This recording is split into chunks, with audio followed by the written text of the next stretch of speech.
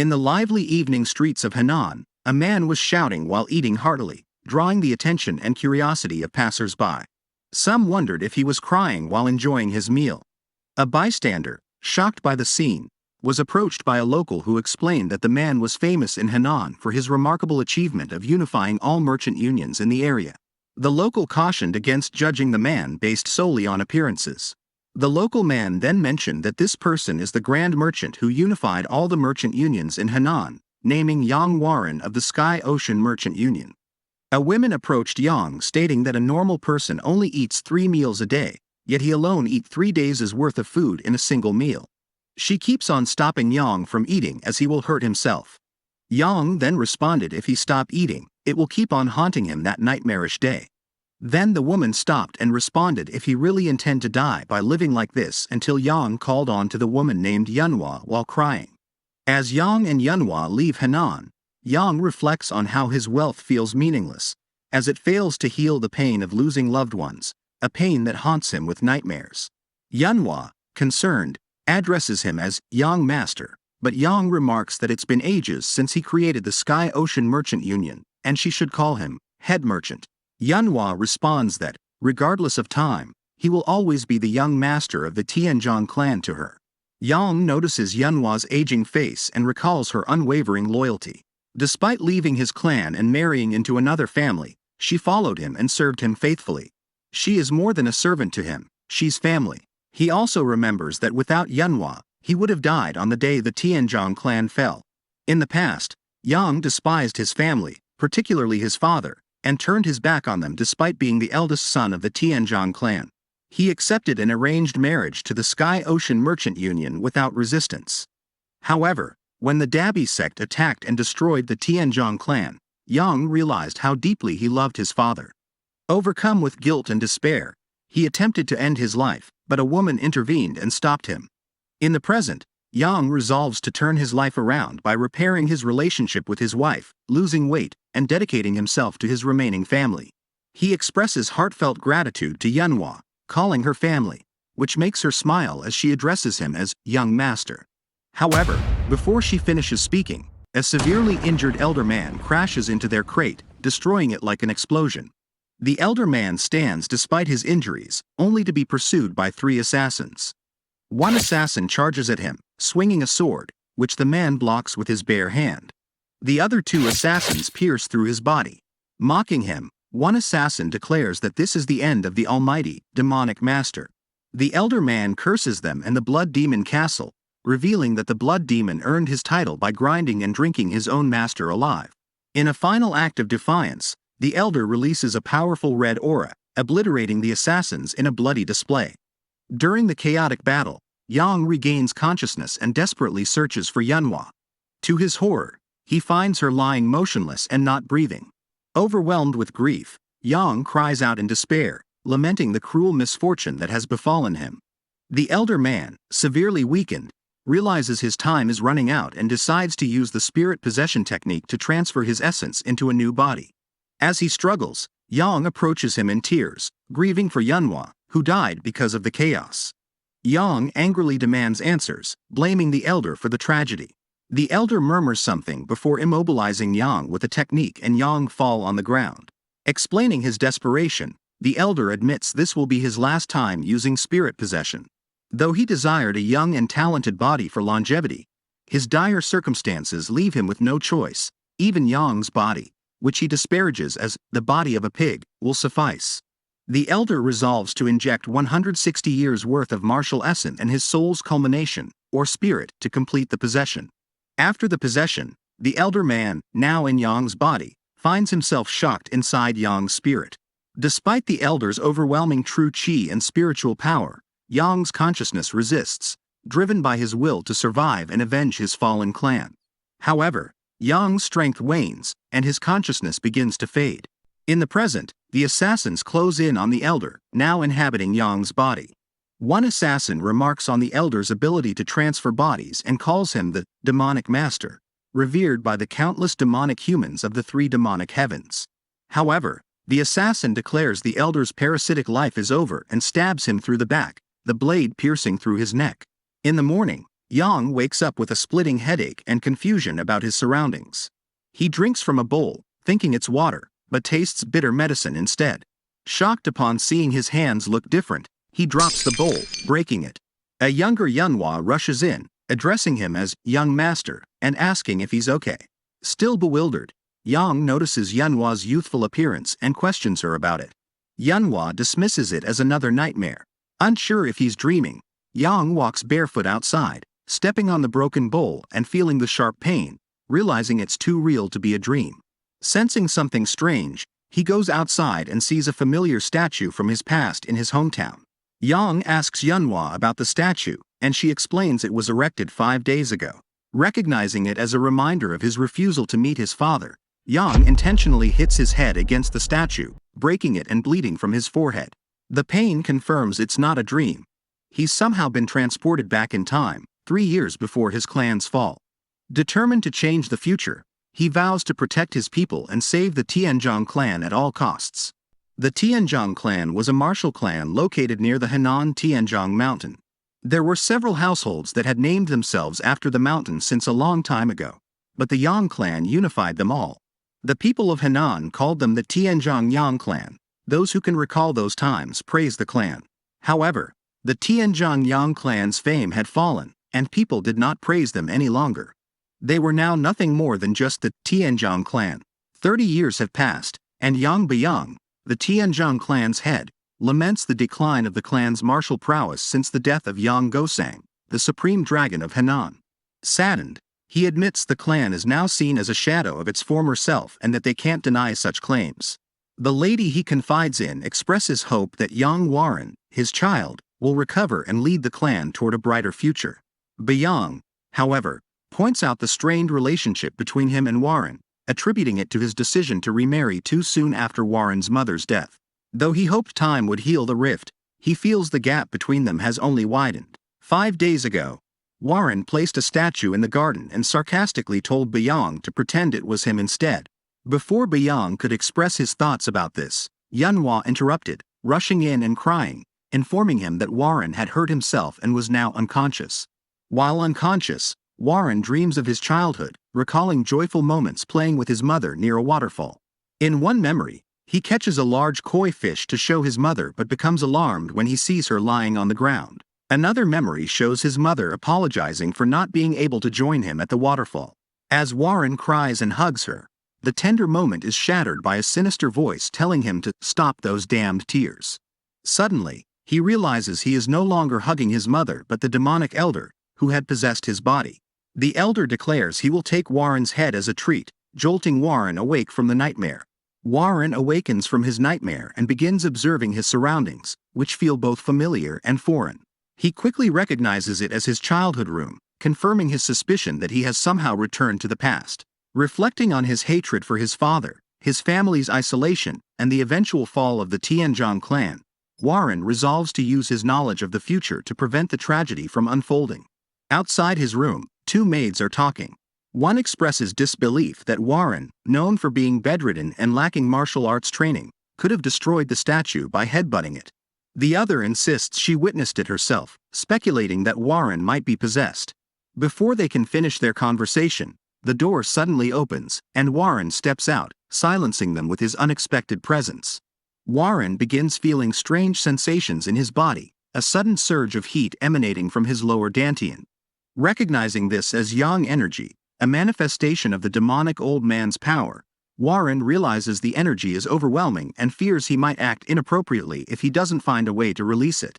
Overwhelmed and desperate, Warren runs past the 2 maids, ignoring their protests about his inappropriate attire and the cold weather. He sprints toward the waterfall he saw in his dream and jumps into the icy water, seeking relief. The cold water helps calm the yang energy, giving him a moment of salvation. A short time later, Yang Beyong, Warren's father, arrives at the scene and shouts in concern, demanding to know what Warren is doing. Beyong, clearly worried, pleads, "I know you hate me, but to do this on such a cold day, are you really trying to die?" Warren, overwhelmed with emotions, feels a deep sadness as he looks at his father, Yang Beyong, whom he deeply missed. Seeing his father's concern and tears stirs something in him, but Warren knows that if he suddenly becomes affectionate, it would seem strange to everyone around him. Instead, he resolves to rebuild their relationship slowly and naturally. Warren takes a step forward and hugs his father tightly. As he does so, he silently whispers to himself, "Father, I'm back." The warmth of the embrace makes him hope that this is neither a dream nor an illusion, and if it is, he wishes to remain in it forever. 3 months later, Warren and Kajong were enjoying a fishing trip, with Kajong confidently smiling as he appeared to be winning their friendly bet. Warren teased him, asking if he had spent his whole life fishing. Over these months, Warren had grown much closer to his family, something that had never happened in his previous life. Warren reflected on his past mistakes. In his previous life, he had never spoken much to Kajong, even when his younger brother suffered a chi blockage while training in the clan's secret martial technique. The incident left Kajong unable to continue training, and the Tianzhong clan eventually lost influence, becoming a mere branch of the Yuchi clan. By the time Warren learned of these events, he had already married into the Sky Ocean Merchant Union and was too preoccupied to help his family. Snapping back to the present, Warren chuckled when Kajong asked if it was okay for him to stop taking his medicines. Warren joked that those medicines were the reason he might have become fat in the future. Kajong, confused, asked when Warren had ever been fat. Laughing, Warren assured him he was speaking about a possibility. Kajong then mentioned how much he liked the new, playful version of Warren and reminded him that he was winning their fishing bet. Without warning, Warren grabbed the fish Kajong proudly held and tossed it aside, pulling his brother into a hug and jumping into the water with him. As they laughed, Warren reflected on how cheerful Kajong was. He regretted burdening him so heavily in the past and silently apologized, vowing to support his younger brother and never make the same mistakes again while they were on their way back. Warren had been focusing on physical training to prepare for martial arts, ensuring his body was fit and capable. While meditating under the waterfall each morning, a habit he developed to control the demon old man's energy, Warren saw his younger half-sister, Seolin, waiting for him with a towel. Although Warren told her she didn't need to do this, Seolin insisted, saying she enjoyed becoming closer to him. This reminded Warren of how he had treated Seolin in his past life. While he never spoke much to Kajong, he had been outright mean to Seolin despite her friendly and outgoing nature. She had invited him to events like the Moon Festival and the Yong Clan Festival, but he had rejected her invitations cruelly, claiming he was too grown up for such things. That rejection was the last memory he had of her. Seolin was murdered on her way to the Yong Clan Festival, a tragedy that devastated their family. His father had personally investigated her death, only to be assassinated later as well. Warren deeply regretted his cold behavior, knowing he missed his chance to spend time with her in his past life. Determined to change that fate, Warren asked Seolin about the Moon Festival happening that day. Seolin, surprised and overjoyed, asked if he truly intended to go with her. Warren reassured her and even suggested they go shopping together beforehand. Warren saw this as another precious opportunity, a second chance to protect his family and make things right. He resolved to grow stronger, not only to restore his clan's fame but also to ensure that the tragedies of the past would never repeat. Warren, who used to stay indoors in his previous life, drinking medicine and reading books, now spends his mornings doing physical training. This shift is attributed to the ominous aura of an old man, which has motivated him to test his improved body. One morning, during training, Warren's father acknowledges his growth and offers to let him officially learn the family's martial arts. Warren agrees, mentioning that he already has someone in mind to teach him. Before revealing who, Seolin interrupts, joyfully hugging her brother. Yong jokingly tells Seolin that she now only pays attention to her brother, ignoring her father. Seolin responds by mentioning that Warren picked her outfit and asks for Yang's opinion on it. Meanwhile, Warren reflects on the need to gain enough strength to protect himself and his loved ones, deciding to learn martial arts. Later, Warren visits Young, known as the Dragon Flower Sword. While practicing her sword techniques, Mo senses his presence and asks why he has come to such a rundown place. Warren greets her, saying it has been a long time, and explains that he has something to ask her. Young considers the rumors of Warren's recovery to be true but is puzzled about what request he might have since they have never spoken before. Warren then surprises her by asking to become her disciple and learn her sword skills, showing respect with a vow. Shocked, Young reflects on the rumors about Warren's transformation, noting that he seems different but questioning whether someone can truly change so drastically. She recalls his years of isolating himself in hatred and severing ties with his family. Ultimately, she rejects his request. Warren is shocked by Mo Byung's refusal and asks why she declined his request. Mo explains that she is preoccupied with investigating the stagnation of the Tianzhong clan's secret arts and adds that people don't change so easily. Apologizing, she implies she still sees Warren as the same unworthy person he was before. Warren, however, expected her rejection, assuming she still found him pathetic. He reflects on how, in the past, Mo Byung rarely interacted with others, and her unmatched martial prowess was largely unknown even within the clan. From his future knowledge, he understands her true strength far exceeds anyone else in the clan. As Mo prepares to leave, Warren kneels before her, shocking her. She questions how the eldest son of the clan could kneel over something so insignificant. Warren insists it is not insignificant to him. In his previous life, Warren knew that instructor Mo Byung played a pivotal role in the battle against the Dabi sect, earning the title, Dragon Bloodflower. Despite its unflattering nature, she gave everything to rebuild the Tianzhong clan, ultimately dying a mysterious death. Determined to prevent her sacrifice and protect the clan this time, Warren vows to change her fate. Mo Byung, seeing the shift in Warren's demeanor, remains skeptical about his transformation. However, she decides to accept his request under one condition: Warren must defeat her in a spar. She clarifies that victory requires only a single touch of his sword against her, and she will not use her chi or the martial arts of the Tianzhong clan. Warren, surprised by the condition, realizes the immense gap in skill between them but prepares to face the challenge. Warren accepts instructor Mo Byung's challenge, confident in the training he has undergone since regressing. However, he is swiftly knocked out before even grazing a strand of her hair, highlighting the immense gap in their abilities. As instructor Mo declares victory and begins to leave, Warren, fueled by determination and anger, refuses to give up. He shouts that they are not done yet and swings his wooden sword at her. Though she blocks it effortlessly, Warren persists, repeatedly attacking and refusing to yield. Eventually, exhausted, he collapses to the ground. Instructor Mo, impressed by his relentless effort, commends him but turns her back once more as if to leave. As instructor Mo begins to leave, Warren releases a red aura that catches her attention. Recognizing it as something unfamiliar and not from the Tianzhong clan's martial arts, she is alarmed and urges Warren to regain his senses. However, Warren remains resolute in continuing the challenge. Suddenly, Warren appears in front of instructor Mo, swinging his wooden sword with such force that it slams her into the wall.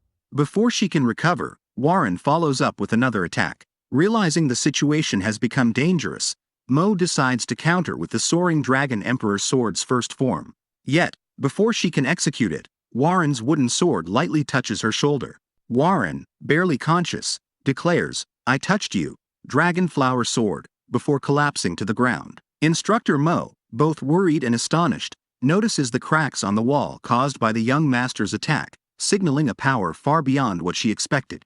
In the following days, Warren continues to practice swordsmanship under the guidance of instructor Mo Byung. She is amazed by his rapid progress, as he masterfully learns the forms of the soaring Dragon Emperor sword and the Azure Bamboo sword within just a few days. Mo reflects on how Warren, who once seemed devoid of martial talent, is now learning at an unbelievable pace. When Warren asks for her assessment, Mo acknowledges that while he hasn't unlocked the secrets of the techniques, his ability to execute the forms flawlessly in such a short time is exceptional. Warren jokes about her praising him too much, but Mo, still skeptical of his transformation, remarks on how astonishing it is for someone who was bedridden until recently to display such incredible talent. She then brings up the red chi aura he released during their spar, asking for clarification again. Warren dismisses her question with a teasing remark, saying he doesn't remember much due to the number of attacks she unleashed on him, and jokingly adds that only she would treat the clan's eldest son so harshly. Instructor Mo, sensing Warren's reluctance to answer her questions about the red chi aura, decides not to pry further. However, before leaving, she reminds him of her duty to the Tianzhong clan, vowing to observe every moment of his life to ensure his path aligns with their values. Later that evening, Warren reflects on his training. After practicing the soaring Dragon Emperor sword and the Azure Bamboo sword, he senses that the Tianzhong clan's martial arts are incomplete. He acknowledges that this is inevitable, as the martial arts of the Tianzhong clan originated from the demonic sects. Long ago, the progenitor of the Tianzhong clan, a wandering martial artist seeking justice in Henan, acquired two demonic arts from the master of the hidden saint cult. a sect neither entirely orthodox nor demonic. Despite their demonic origins, the progenitor, committed to his path of justice, spent years refining and reinventing these arts into the soaring dragon emperor sword and the azure bamboo sword. Though their power was diminished in the process, they remained potent enough to earn him the title of the greatest swordsman in Henan. However, integrating demonic martial arts with orthodox cultivation techniques rendered them incomplete. While the progenitor reached great heights, attaining the supreme peak of martial arts was impossible. Keeping their demonic origins a secret, the truth was eventually uncovered generations later, leading to the Tianzhong clan's downfall. Warren, armed with knowledge of the future, knows a way to complete these unstable and incomplete martial arts, a feat only he can achieve. One morning, Warren and his family were enjoying tea outside their house when Warren mentioned his intention to visit the Yeagle clan. His father asked about the purpose of the visit, and Warren explained that since he had recovered his health through martial arts, it would be appropriate to visit and formally greet the Yeagle clan, given the arranged marriage between their families before his birth. Warren's father reminisced, saying time had flown by, and mentioned the name of the Yeagle clan's daughter, Yeagle Chunyoung, noting she was said to be an incredible beauty. He then asked Warren when he planned to leave. Warren's mother expressed concern, suggesting he should take more time to recover fully. However, his father countered, saying Warren was of age and that traveling and making connections were essential experiences. He shared that he was around the same age when he met Yu-Gi-Oh! Eventually, Warren's mother agreed but insisted he take great care of his safety, as the journey would take over a month. She also recommended hiring a reliable bodyguard for the trip. As Warren prepared for his journey, Instructor Mo approached the family with two men accompanying her. Warren greeted Instructor Mo warmly but curiously asked about the two men behind her. The men approached Warren, inspecting his physique, and remarked on how different he seemed now that he was practicing martial arts.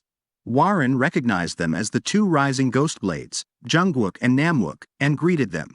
The two bodyguards affirmed their dedication to protecting Warren, noting his potential for further physical development. Though they appeared to be muscleheads, they were skilled swordsmen, earning the title, Ghost Blades. Warren's father had evidently chosen them with great care to ensure his son's safety. Before setting off, Warren informed his bodyguards that he would decide the route they would take and asked them to follow his instructions without question. As Warren prepared to leave, his sister Seolin tearfully asked if he truly had to go. Warren apologized and promised to take her wherever she wanted during the central festival when he returned. His family smiled warmly at his words. Warren then approached Kajong, entrusting him to protect their family in his absence. Kajong vowed to do so with his life, and Warren began his journey. Before departing, a voice called out, "Wait!" Warren turned to see Yunhua, his loyal servant. The scene reminded him of a similar moment from his past when Yunhua had begged to join him. One of the rising ghost blades advised Warren to refuse, deeming it too dangerous for her, but Warren silenced him, approached Yunhua, and hugged her. Warren expressed his gratitude for Yunhua's constant support and reassured her that she was a beloved part of his family. He explained that the journey he was about to undertake was perilous and that he could not risk her safety. He asked her to stay behind with his family, promising to return. Yunhua reluctantly agreed, moved by his heartfelt words. With determination, Warren set off, not just to visit the Yeagle clan, but for a far greater purpose. While the Yeagle clan was an excuse, his true destination lay beyond Wudang Mountain, where he believed the secret to perfecting the Tianzhong clan's incomplete martial arts awaited. He resolved that when he returned, both his family and his clan's future would be safeguarded, marking the beginning of a transformative journey. Warren found himself lying in water, observing his surroundings, when he noticed a book titled The Tianzhong Clan. Suddenly, the scene shifted to a vision of the Tianzhong clan engulfed in flames. An old man's spirit appeared, chastising Warren for wasting his time on childish matters, despite receiving a heavenly opportunity. The old man declared that Warren would never be able to change anything. As the vision continued, Instructor Mo struck at Warren, pulling him back to the present during their sparring session. Awaking from his distracted state, Warren surrendered the match. Instructor Mo, noticing his lack of focus, asked if he was feeling unwell. Warren admitted that his sleep had been disturbed for the past few days. One of the rising ghost blades suggested Warren train with them instead, introducing exercises like the matching reverse lifting flow and the adding thrust flow, which they claimed were excellent for increasing strength and improving muscle utilization. The other ghost blade elaborated on their benefits for side muscles and alignment. Warren, amused, jokingly declined, promising to try them another time. Warren said he has something important to announce regarding their journey. While on their way, Warren mentioned that before they head to Yeagle Clan, he wishes to stop by at Mount Seven Sages. While reading a book by a renowned herbalist, Warren discovered that Mount Seven Sages is known for abundant 100-year-old ginseng and rare monkey wine, highly sought-after items in Jianghu. Knowing that the Rising Ghostblade brothers are infamous for their love of liquor, earning them the nickname, Two Rising Drunken Ghosts, Warren used this information to excite them. Both brothers eagerly supported his suggestion to visit Mount Seven Sages, practically drooling at the thought. However, Instructor Mo objected, pointing out that the mountain lies near the territories of demonic sects, making it dangerous for an orthodox sect like the Tianzhong clan to venture there. Warren countered her concerns, arguing that they could disguise themselves as members of another clan if necessary. When Instructor Mo reprimanded him for speaking so disrespectfully of their clan's pride, Warren dismissed it, stating that survival is more important than pride when faced with danger. The brothers chimed in, boldly declaring that an orthodox sect like theirs shouldn't fear demonic sects. Suspicious, Instructor Mo accused them of supporting Warren simply because they wanted to drink monkey wine, leaving the brothers momentarily flustered but still supportive of the plan. Warren asked Instructor Mo to gather some ginseng for his family to repay them for all the trouble he caused. However, this was a lie. Warren's true objective was the demonic poison stone flower, an extremely rare and powerful artifact. The flower forms in a tomb, where poisonous insects go to die, creating a crystal of poison over centuries. Occasionally, a seed lands on this crystal, absorbing its demonic energy and poison to bloom into the demonic poison stone flower. At an inn during their preparations, the group overheard two people discussing the martial masters of the demonic sects gathering near Mount Seven Sages. They revealed that these masters were also searching for the demonic poison stone flower, which they described as a treasure beneficial to demonic cultivators. This revelation left Warren shocked and concerned. He hadn't expected the flower's existence to become public knowledge. Instructor Mo expressed her concerns, pointing out that with the demonic sect masters converging on the mountain due to the demonic poison stone flower, it was not a safe destination. Warren, however, insisted on proceeding. Warren's reasoning was strategic. He knew that the demonic poison stone flower would ultimately fall into the hands of JockJut, the heir of the Hubei Serpent Dragon sect, who had risen to the peak first-rate level in just half a year. Defeating JockJut after he claimed the flower was part of Warren's plan, as the flower was critical for his efforts to perfect the Tianzhong clan's martial arts, which had demonic origins. When Instructor Mo commanded them to avoid dangerous situations, Warren promised not to approach places where they might encounter overwhelming foes. To reassure her, he framed the journey as a way to visit the Yeagle clan, a plausible excuse that tempered her worries. Reluctantly, Instructor Mo agreed but remained cautious, determined to keep Warren safe despite the peril ahead. Warren devised a plan to intercept JockJut, the young sect leader of the Serpent Dragon sect, at an inn. Believing JockJut would stop there after acquiring the demonic poison stone flower, Warren instructed Instructor Mo and the Rising Ghostblades to investigate nearby inns and stables. They were tasked with identifying low-profile locations that could support JockJut's group and its transport needs. The following morning, Warren was keeping watch outside the inn when the Rising Ghostblades, Jungwook and Namwook, joined him. They spotted JockJut, the young sect leader of the Serpent Dragon sect, nearby. Warren was taken aback, as JockJut was supposed to be at Mount Seven Sages. From a distance, Warren observed one of JockJut's men whispering something to him. Though Warren couldn't hear the exchange, JockJut appeared shocked and immediately issued a command to summon the Serpent Dragon 8 sword and the Serpent Dragon slashers, signaling an urgent and decisive move. One of the Rising Ghostblades explained to Warren that these groups represent the two strongest forces of the Serpent Dragon sect. Recognizing this as an urgent situation, Warren strategized that the commotion might create an opportunity for him to steal the demonic poison stone flower, possibly even intact.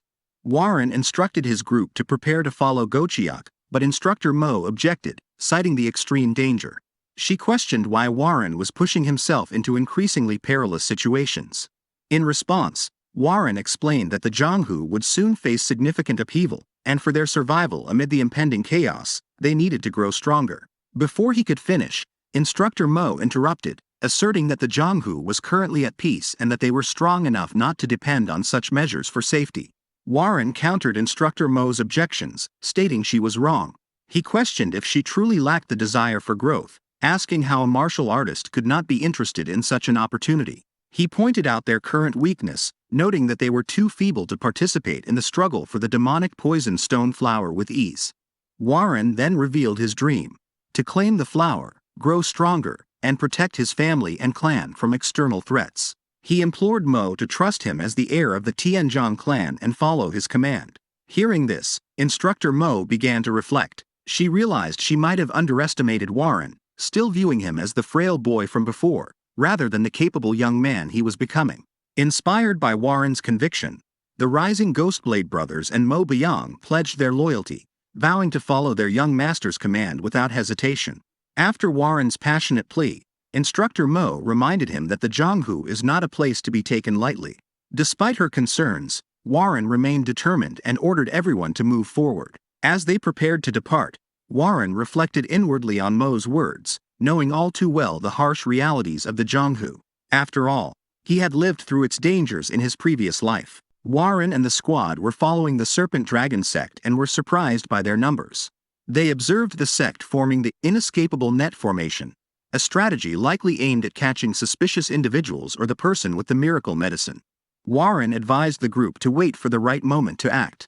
When the Serpent Dragon sect seemed to have located the person with the miracle medicine, they shouted, signaling their discovery. Warren then instructed the squad to move toward the river, predicting that a person fleeing would likely head for the water rather than the woods. After reaching the river, the squad noticed the shouting had stopped. Warren instructed them to stay stealthy. Suddenly, a man ran into the river, shouting for help. The squad stayed hidden, but the man released a powerful aura and created a water barrier shaped like a hand, which made them cautious. Instructor Mo recognized him and questioned if he was the flying demonic bloodlion. One of the Ghostblade brothers confirmed that the man was one of the top 100 martial artists in the demonic martial world. Warren observed that the man was injured and carrying the demonic poison stone flower. Soon, the Serpent Dragon sect and JockJut caught up, accusing the man of killing the elite members of his sect during his escape. JockJut mocked him, but the man retorted, laughing and calling them weaklings. He added that if not for interference from the Tang clan, he could have easily defeated JockJut. JockJut revealed a powerful weapon, the 1,000-needle downpour, which shocked the man. JockJut bragged about its cost and revealed that others in his sect also had the same weapon. The man, angered, dismissed the weapons as inferior but was forced to defend himself when JockJut commanded an attack. A rain of fiery needles descended on him, but the man blocked it with a powerful counterattack, astonishing Warren with his remaining chi. The man mocked his attackers, claiming they were no match for him, but JockJut ordered a second volley, which brought him to the ground. JockJut then commanded the 8-sword serpent dragon bladesman to finish him and retrieve the miracle medicine. Despite being severely outnumbered, the man vowed they would never find the miracle medicine and resolved to take them all to hell with him. A brutal battle ensued, with the Warren squad watching cautiously. Instructor Mo, horrified by the ferocity of the fight, was impressed by Warren's composure despite his apparent inexperience in Zhonghu. The Serpent Dragon sect captured the man and began searching him for the miracle medicine, but it was nowhere to be found. Enraged, JockJut insisted it must be there, as the man couldn't have hidden it during the chase. While the sect searched, Warren quietly led his squad away, confidently stating that the miracle medicine wasn't with the man. When Instructor Mo questioned his certainty, Warren explained his reasoning. He believed the man had sent the miracle medicine downstream. Warren pointed out that the water barrier the man created earlier wasn't an effective defense but served another purpose. By blocking the attacks and obscuring vision, the man likely used that moment to let the medicine drift down the river, intending to retrieve it later by following the current. Warren urged his squad to move quickly, anticipating that the Serpent Dragon sect would soon deduce the miracle medicine's location. They successfully found and retrieved the demonic poison stone flower. While Warren concealed the poison within his kimono, Instructor Mo remarked that carrying poison was unbecoming of an orthodox martial artist. Warren countered, stating that poison was a useful tool and placed it in a box, noting it would only mislead their pursuers temporarily. One of the Ghostblade brothers commented on their apparent luck, saying others fought and died for the flower while their group merely followed. Warren replied that luck was indeed on their side. However, as he held the flower hidden in the box, it suddenly disappeared from his hands.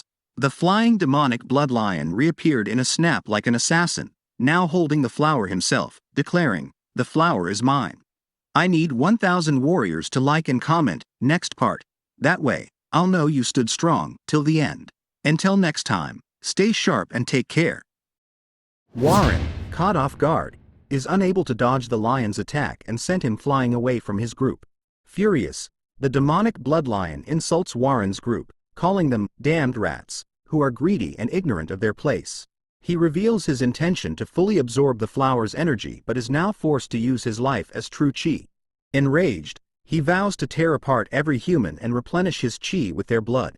As the demonic blood lion releases a powerful and overwhelming aura, Instructor Mo is overcome with fear, trembling at the realization that she is facing an opponent far stronger than anyone she's encountered. She believes that at this rate, she will die.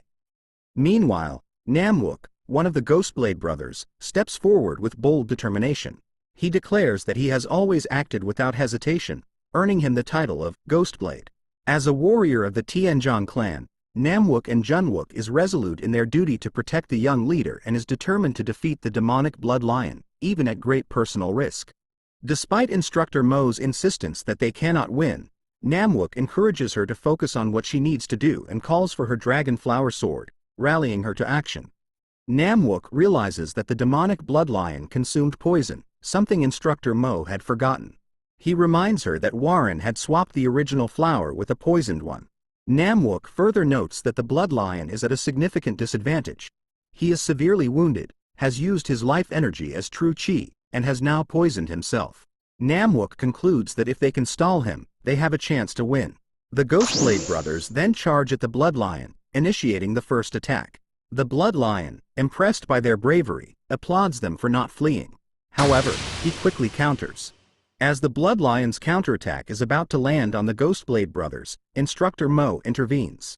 She strikes with the Soaring Dragon Emperor sword, Heavenly Lightning Ascension, delivering a direct hit that sends the blood lion crashing to the ground. Moments later, the blood lion coughs blood and realizes he has been poisoned. He suspects the Tang clan, believing the poison has begun melting his organs. Furious at being tricked, he grows even more agitated and angrily threatens his opponents. Instructor Mo recalls the Ghostblade brothers' assessment. The demonic blood lion is at his limit, and if they can hold on just a little longer, they have a chance to defeat him. The blood lion, despite his severe injuries and poison, forces himself to rise. He reflects bitterly, refusing to believe that this could be his grave, not by the hands of the Tang clan or the Serpent Dragon sect, but by these seemingly insignificant opponents. Refusing to surrender, he remembers Warren, whom he had sent flying earlier, and concludes that Warren must have the demonic poison flower. Determined, the blood lion resolves to retrieve the flower, even if Warren has consumed it, vowing to tear open his stomach and drink its juices. The demonic blood lion, refusing to relent, launches a swift and brutal attack on the Ghostblade brothers and Instructor Mo, similar to his earlier assault on Warren. One of the Ghostblade brothers is sent flying by the ferocious strike. As the blood lion moves to grab Instructor Mo, leaving her unable to dodge, Warren suddenly reappears and strikes decisively, cutting off the blood lion's hand, saving Instructor Mo in the process. Warren is severely wounded from the demonic blood lion's attack. Realizing that the blood lion has expended his life essence as true chi to pursue him, Warren knows he needs to move, but his body refuses to obey. Frustrated, he reflects on how his overconfidence has led him to this desperate situation. Suddenly, Warren senses something within him, a voice urging him to hand over the body. As a red aura surrounds him, he becomes vaguely aware that this energy belongs to the old man he encountered before he regressed. He recalls using this power once before, during his sparring session with Instructor Mo, and believes it could be the key to defeating the flying demonic blood lion. However, the old man's voice persists, and Warren can feel it attempting to take control of him. He realizes that closing his eyes might allow the energy to overtake him entirely, posing a dangerous risk. Struggling with the mysterious voice urging him to surrender his body, Warren questions himself, wondering, am I going to rely on this power again? Refusing to depend on an unknown force, he recalls how he has come to rely too much on it and resolves to stand on his own. As the voice persistently demands control, Warren defiantly shouts, "The body is mine. I am the owner." He declares the voice to be nothing more than a phantom of the past and reaffirms his determination to protect the people he holds dear by his own strength. With newfound resolve, Warren moves with blinding speed, disappearing like an assassin in the blink of an eye. Until he reaches where the demonic bloodlion about to grab Instructor's Mo, he cut off the demonic bloodlion's hand, saving her from the attack. After being pushed back and losing his hand, the demonic bloodlion senses the powerful aura radiating from Warren. Shocked, he calls Warren demonic master and demands to know how he possesses this energy. Instructor Mo also recognizes the energy as the same one she noticed during her spar with Warren. The Ghostblade brothers, seeing Warren's arrival, remark that his timing is perfect.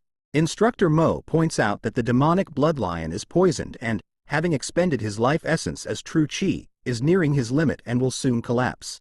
Seizing the moment, Warren gives his first command as the heir of the clan, instructing everyone to focus on one mission: survive. The demonic bloodlion, contemplating his predicament, reflects on the countless mysteries he has encountered in these lands. Yet, this current situation is something he cannot fully comprehend. With a grim resolve, he declares that he will forfeit his survival. Despite not understanding how Warren obtained his newfound power, the bloodlion refuses to back down.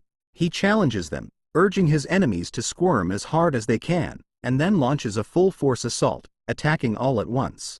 JockJut, the young sect leader of the Serpent Dragon sect, is driven into a state of madness upon realizing that the demonic bloodlion has used his life essence.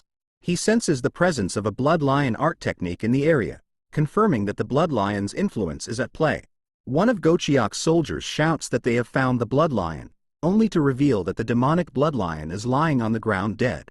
JockJut, enraged, recalls the demonic poison flower and demands to know if it has been found. When the soldier admits that the flower is missing, JockJut threatens to cut off their head. Just as he is about to strike the soldier, he senses something around him and immediately shouts, demanding to know, who is it? He also angrily questions which imbecile fought the bloodlion and stole the demonic poison flower. After the demonic bloodlion is defeated, Warren's group quickly leaves the area. Junwook, one of the Ghostblade brothers, is in disbelief that they truly managed to defeat the bloodlion. Instructor Mo responds firmly, pointing out that if the bloodlion had fallen even a moment later, they would all have perished. Junwook, acknowledging how close they came to death, reflects on the saying, "It's the ones who survive that are strong." He also acknowledges that the flying demonic bloodlion is just one martial artist among many in the Jonghu, and Junwook understood this reality. This awareness is what drove him to give everything he had in the battle, pushing himself to the limit. Warren, still weakened and coughing blood, is met with Instructor Mo's concern over his condition. He reassures her, reflecting on how things didn't turn out as easily as they might have thought. He acknowledges that fighting the flying demonic bloodlion was incredibly dangerous, and any of them could have easily perished. However, Warren affirms his vow to protect his family and clan from any harm, accepting that the path ahead will not be easy. He knows there will be more moments like today when their lives are at risk. With a firm resolve, Warren tells Instructor Mo and the Ghostblade brothers that they must become stronger to face the challenges ahead. Instructor Mo then responded, "Isn't there something he should be telling them?" and asks about what is that ominous chi. Junwook also noted that the chi that Warren's releases from earlier did not seem to be the energy of the Tianzhong clan. It was something more ominous, closer to the flying demonic bloodlion. Instructor Mo then shouted, asking if Warren learned the demonic arts. Warren contemplates revealing the truth about his regression, but he realizes that doing so could alter the future, so he decides that now is not the right time.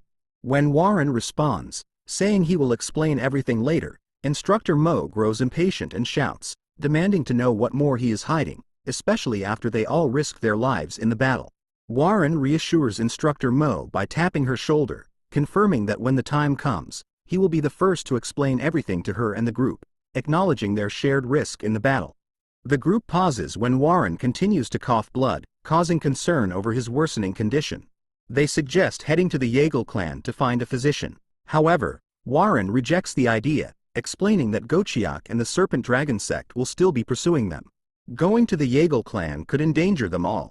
Instead, he instructs the group to head to Mount Wudang, where he has heard a skilled physician named Heir resides, offering a safer alternative. On Mount Wudang, a child chases after a cat named Baekshul, calling out to it and warning that it is dangerous in the area. The cat eventually stops, sensing something in the bushes, and the child catches up to it. The child hears voices and notices something in the bushes. Just then, Warren and his group emerge, and Warren comments, "Finally, we found a person." His sudden appearance startles both the child and the cat. While resting in a small house, Warren suddenly wakes up, shouting, "Flying demonic bloodline." He notices that his wounds have been treated and is confused by the situation. The child from earlier appears and explains that Warren was seriously injured, so he brought him to this small clinic run by his grandfather and himself. As the child brews medicine, Warren asks if the grandfather's name is Hei Dukgung. The child confirms it. Then, Warren asks if the child's name is Hei Chularyung, prompting the child to react with shock, questioning how Warren knows his name. Warren reflects on the situation, realizing that his true reason for coming to Mount Wudang, and even using the Yeagle clan as an excuse, was because of Hei Chularyung, the child. He recognizes that this child is the key to completing the unstable martial arts of the Tianzhong clan. Hei Chularyung is destined to become the future strongest man under the heavens, the one supreme, and holds great significance. Warren recalls a legendary battle that took place before his regression, where various factions, including unorthodox and demonic clans, as well as the 5 great clans, fought for a martial arts tome of unparalleled importance. The fight was of unprecedented scale, and its outcome holds vital implications for the future. The one reason every martial artist fought over it was that the tome introduced a completely new rule about martial arts. Inside a human, both good and evil coexist. When good and evil become one, power that transcends that of a typical human can be drawn. That is what the progenitor of the Wudang sect who ascend to the heavens, Zhang Sanfeng, left behind. The tome is known as the Yin-Yang Depth Haven Tome. Despite knowing that Hei Chularyung will become the strongest martial artist in the future, Warren had expected their meeting to be more dramatic. While Warren watches Chularyung brew medicine, a fly lands on Chularyung's face. Just as the fly is about to leave, Chularyung swiftly grabs it with his hand. Warren, shocked by the precision of the motion, realizes that the child has already learned martial arts. Chularyung explains that his grandfather taught him the martial arts. Just as Warren is about to ask the child something further, an elder man, Hei Dukgung, approaches, acknowledging that Warren is now awake. Warren steps outside the clinic to join Instructor Mo and the Ghostblade brothers. As a gesture of respect, the group vows to Hei Dukgung. Warren introduces himself and thanks Dukgung for treating him. Dukgung humbly responds that there is no need for thanks, as treating injured people is his job. He then asked what brings them all the way there. Warren responds to Hei Dukgung's inquiry by saying they came to Mount Wudang to get some ginseng. Dukgung acknowledges having some medicinal herbs but notes that ginseng is rare and asks what it is needed for. Warren shares a deeply emotional story, claiming that his mother is ill. He describes how his parents always cared for him despite his poor health, and thanks to their efforts, he was able to leave the clan and explore the world. He explains that he recently received news of his mother's grave illness and heard that ginseng could heal her, wiping away his tears as he speaks and by acting up. However, Instructor Mo, knowing that Warren's mother was in good health when they parted, questions why he would tell such a lie. Hei Dukgung, deeply moved by Warren's heartfelt story, begins to cry. He praises Warren for being a true son and expresses that he is touched by Warren's thoughtfulness toward his parents. After hearing this, Dukgung agrees to help them find some wild ginseng and suggests they go look for it right away. The group heads out to Mount Wudang to search for the ginseng.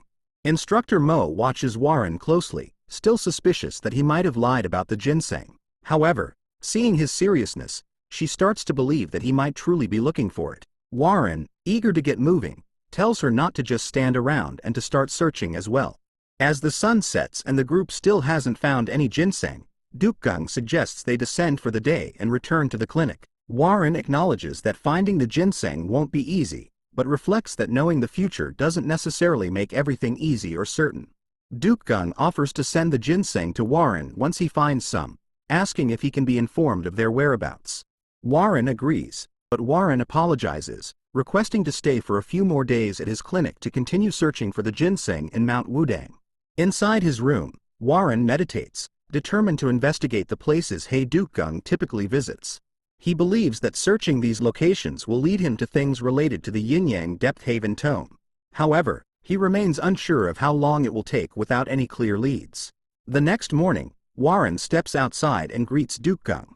They sit down together, and Gung asks if Warren plans to hike with him today. Warren declines, stating that he intends to search on his own. He then asks about Young's whereabouts, and just as they speak, they see the child running while holding the cat, Baekshul. Gung asks why Young is running, to which the child explains that while hunting with Baekshul, some people tried to capture him, so he ran away. Gung explains that some martial artists climbing Mount Wudang must have attempted to capture Baekshul, the cat, because they likely realized it is a mystic animal.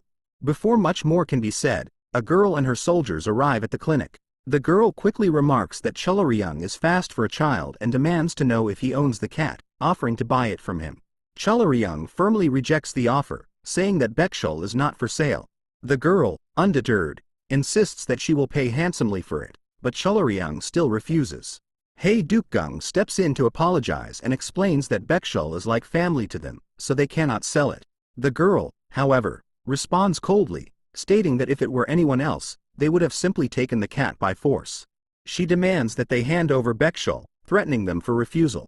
As the girl continues to demand Baekshul, Warren observes her arrogance and is reminded of his old self. He decides to intervene, stating that it is wrong to force someone to sell something that they have already declared is not for sale.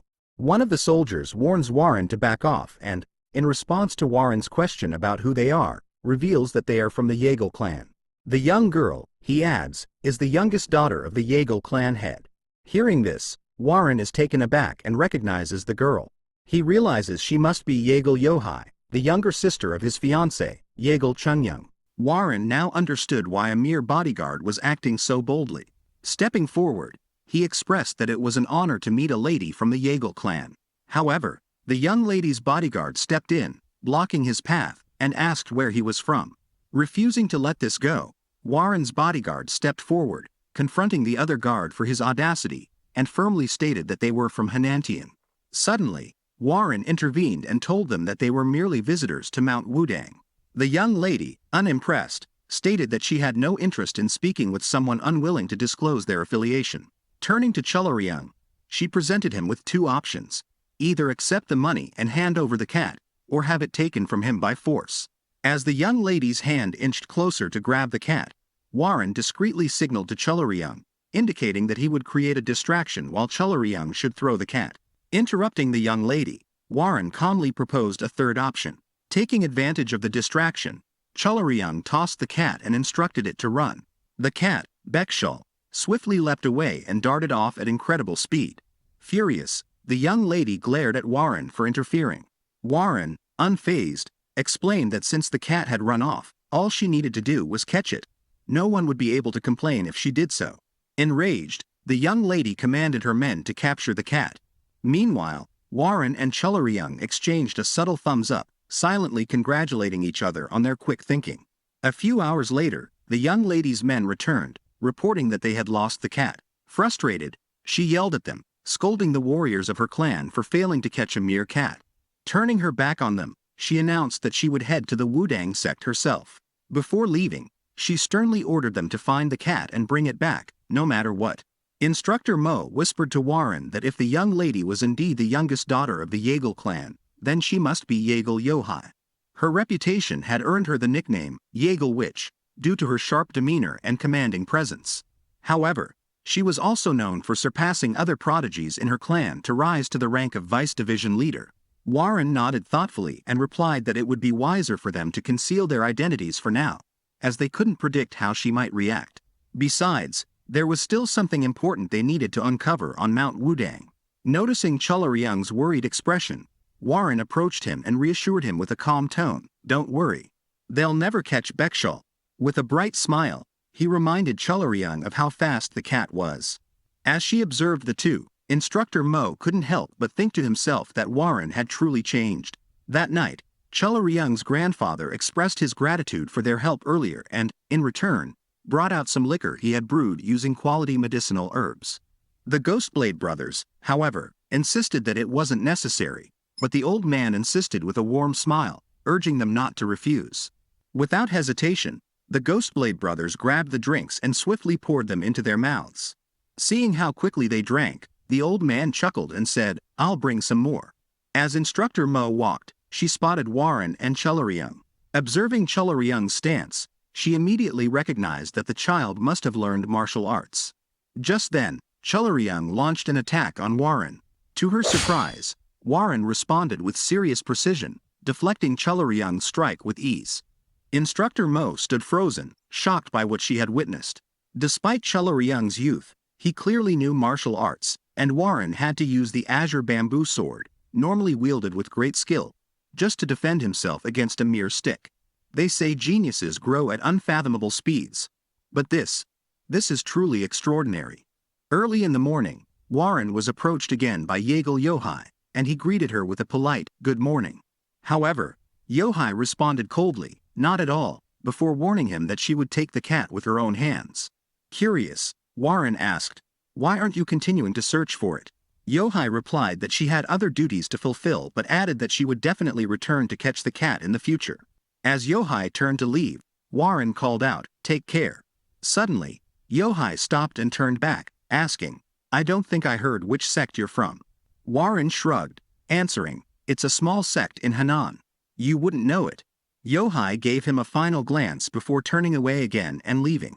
Watching her go, Warren could tell that Yohai was visibly frustrated. He silently hoped that he wouldn't run into her again at the Yeagle clan. Frustrated, Yohai thought to herself that Warren was lying until the very end. She couldn't believe that someone with so much chi could be from a small sect. Furthermore, she noticed that even Warren's companions appeared quite formidable. Determined to get to the bottom of it, Yohai gave instructions to her men to investigate them thoroughly and uncover everything about Warren and his companions. I need 1,000 warriors to like and comment, next part. That way, I'll know you stood strong till the end. Until next time, stay sharp and take care.